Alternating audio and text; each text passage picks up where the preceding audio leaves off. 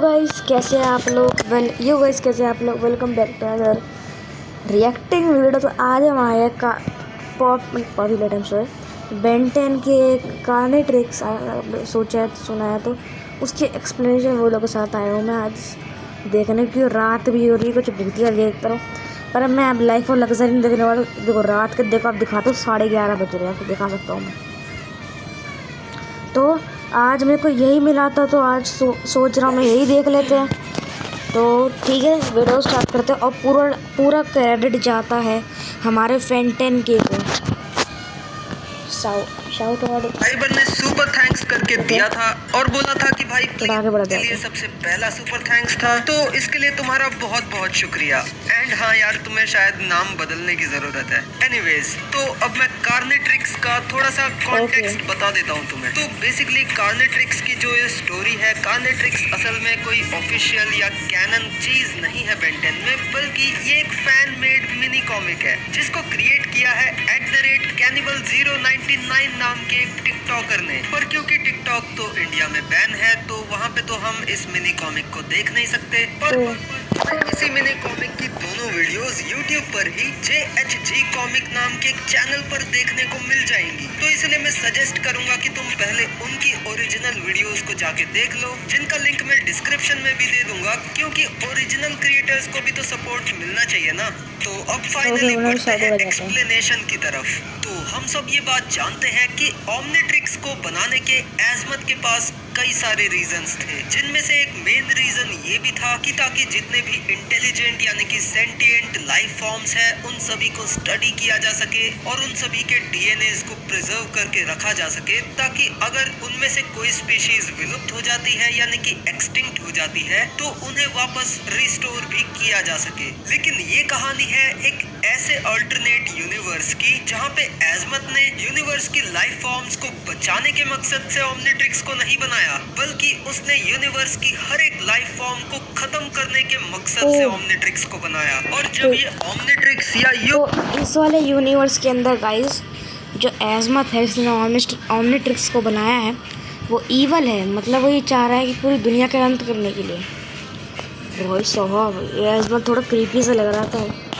मैं सोच रहा हूँ उसके फैन आर्ट से कैसे होंगे। मतलब थंबनेल में वो देखा था, हीट ब्लास्ट, वो इतना तगड़ा लग रहा था, खतरनाक। कहूँ कि कार्नेट्रिक्स इस यूनिवर्स के बेन डेनिसन को मिला, अपने आप बेन के हाथ पर जकड़कर चिपक गया। और कार्नेट्रिक्स का मेन फीचर यही है कि अगर उसके आसपास कोई भी लाइफ फॉर्म डिटेक्ट होती है, तो कार्नेट्रिक्स अपने आप एक्टिवेट हो जाता है। और बदकिस्मती से उस वक्त बेन के आसपास ग्वेन भी थी, तो इसलिए कार्नेट्रिक्स बेन को जबरदस्ती हीट ब्लास्ट के एक मॉन्स्टराइज्ड वर्जन में ट्रांसफॉर्म करा देता है, जिसका ट्रांसफॉर्मेशन बेन के लिए तो दर्दनाक था ही, लेकिन ग्वेन के लिए ये और भी बुरा था, क्योंकि बेन का अपने इस मॉन्स्टराइज्ड एलियन फॉर्म पे बिल्कुल भी कंट्रोल नहीं था। और हीट ब्लास्ट ने ग्वेन की मुंडी पकड़ी और बेरहमी से ग्वेन का सर कुचलकर उसे मार डाला। और बात सिर्फ यहीं पे नहीं रुकी, उसने बाद में ग्रैंडपा मैक्स और बाकी शहर के लोगों को भी एक एक करके मारना शुरू कर दिया। जब सिचुएशन एकदम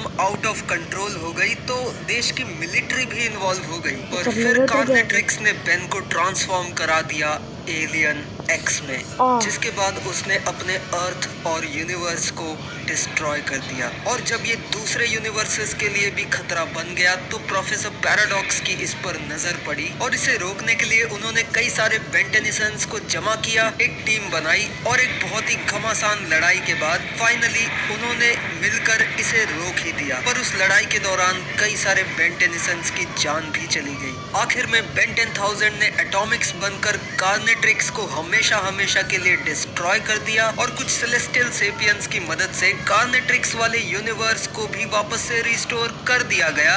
लेकिन कई साल बीत जाने के बाद भी इस यूनिवर्स का जो बेन है, उसको कार्नेट्रिक्स का ट्रॉमा रह गया और कार्नेट्रिक्स के बुरे ख्याल उसे हमेशा सताते ही रहते थे। तो इस पे दया दिखाते हुए प्रोफेसर पैराडॉक्स इसे समय में पीछे ले गए, उसी टाइम पर जब इसे कार्नेट्रिक्स मिलने वाला था। और कार्नेट्रिक्स इससे पहले कि बेन को मिले, उससे पहले ही इस फ्यूचर वाले बेन ने उसे रोक दिया, जिससे जो कुछ भी हुआ था वो हुआ ही नहीं। वो फ्यूचर बेन और वो टाइमलाइन भी इरेज हो गई और सारी मुसीबत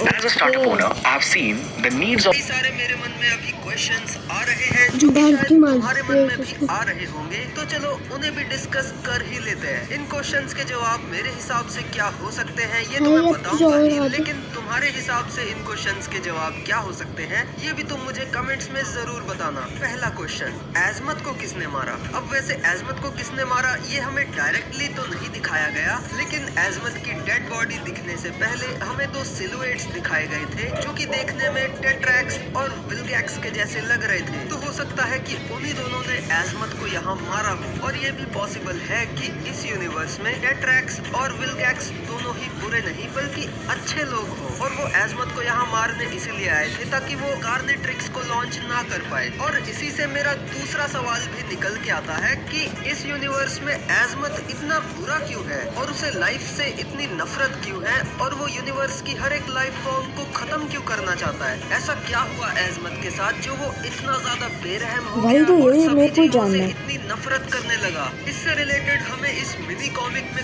कुछ भी नहीं दिखाया गया, तो हम बस अंदाजा ही लगा सकते हैं। और मेरा अंदाजा तो यही कहता है कि या तो इस यूनिवर्स में एजमत शुरू से ही ऐसा था, या फिर उसके साथ कुछ बहुत ही बुरा हुआ हो, जैसे कि हो सकता है कि किसी ने उसकी जेनिथ को मार दिया हो और उसके बाद से एजमत पागल हो गया और उसने पूरे यूनिवर्स को खत्म करने की ठान ली। ये तो बस मेरा अंदाजा था, पक्का तो मुझे भी नहीं पता। क्वेश्चन नंबर 3, उन सभी मारे गए बेन टेनिसन्स के वेरिएंट्स का क्या हुआ? ऐसा तो हो नहीं सकता ना कि वो हमेशा के लिए ही शहीद हो गए हों। इसलिए मेरे हिसाब से तो मुझे तो यही लगता है कि जब सेलेस्टियल सेपियंस की मदद से कार्नेट्रिक्स वाले यूनिवर्स को दोबारा से रिवाइव किया गया, तो उसी समय उन मारे गए बेन टेनिसन्स को भी रिवाइव कर दिया गया होगा। I mean, ये अज्यूम करना बहुत ज्यादा बड़ा स्ट्रेच नहीं होगा, क्योंकि जब पूरे यूनिवर्स को रिवाइव कर रहे हैं तो बाकी मरे हुए बेन टेनिसन्स को भी रिवाइव करने में क्या ही जाता है। क्वेश्चन नंबर 4, एजमत ने कार्नेट्रिक्स को अर्थ पर ही क्यों भेजा, कहीं और क्यों नहीं भेजा? और ये सवाल मेरे मन में इसीलिए आया ना क्योंकि प्राइम टाइमलाइन में तो ओमनिट्रिक्स को पृथ्वी पर भेजा गया था ग्रैंडपा मैक्स के लिए, और इस वाली टाइमलाइन में भी ऐसा होगा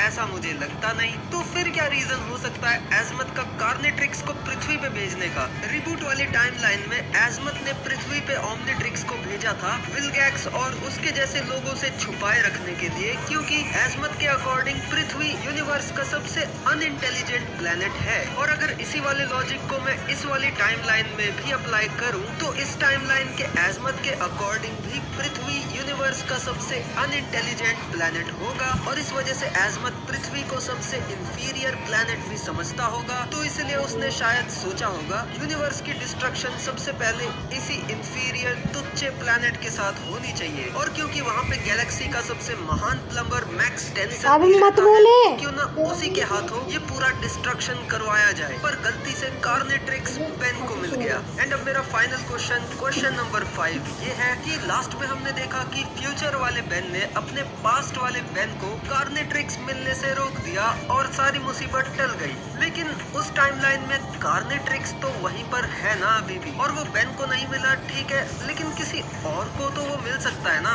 उस जंगल में कभी ना कभी किसी ना किसी को तो कार्नेट्रिक्स मिल ही जाएगा ना, और अगर मिल गया तो वो भी वापस से सब लोगों को मारना शुरू कर देगा। सब कुछ वैसा ही होने लगेगा जैसा कि हमने देखा, क्योंकि कार्नेट्रिक्स के यूजर का तो खुद पे कंट्रोल रहता नहीं है, तो उसका यूजर कौन है इससे कोई फर्क नहीं पड़ता। तो इसलिए सवाल यही आता है कि उस टाइमलाइन में कार्नेट्रिक्स का बाद में हुआ क्या उसे भी तबाह कर दिया गया या फिर वो किसी को मिल गया? हम तो बस अंदाजा ही लगा सकते हैं, क्योंकि स्टोरी तो खत्म हो चुकी है और शायद हमें इन सवालों के जवाब कभी मिलेंगे भी नहीं। बाकी अगर इस पे मैं अपने फाइनल थॉट्स दूं तो मुझे स्टोरी काफी अच्छी लगी, कॉन्सेप्ट काफी इंटरेस्टिंग लगा और इलस्ट्रेशन भी काफी बढ़िया था। स्पेशली अगर मैं डिजाइन की बात करूं तो हिट ब्लास्ट का डिजाइन बहुत ही बढ़िया था, डायमंड हेड का डिजाइन और एलियन एक्स का डिजाइन भी काफी डरावना सा था, वाइल्ड मट का तो ओरिजिनल जैसा ही था, लेकिन मेरा पर्सनल फेवरेट था एक्सेलरेट, क्योंकि ये एक्सेलरेट जैसा लग भी रहा है और नहीं भी लग रहा है। एंड ओवरऑल ये काफी क्रीपी है दिखने में, जो कि मुझे बहुत ही पसंद आया। And once again thank you so much to my subscriber. तो गाइस ये वीडियो एंड करते हैं, तब तक के लिए bye bye, thanks for watching. Video पसंद है लाइक भी करो और साथ में ये भी करो, और भाई साथ में ये भी करो।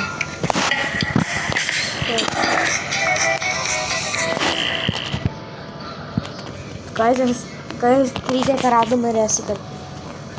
क्यों कुछ औरतें शादी के बाद तब तक के लिए बाय बाय।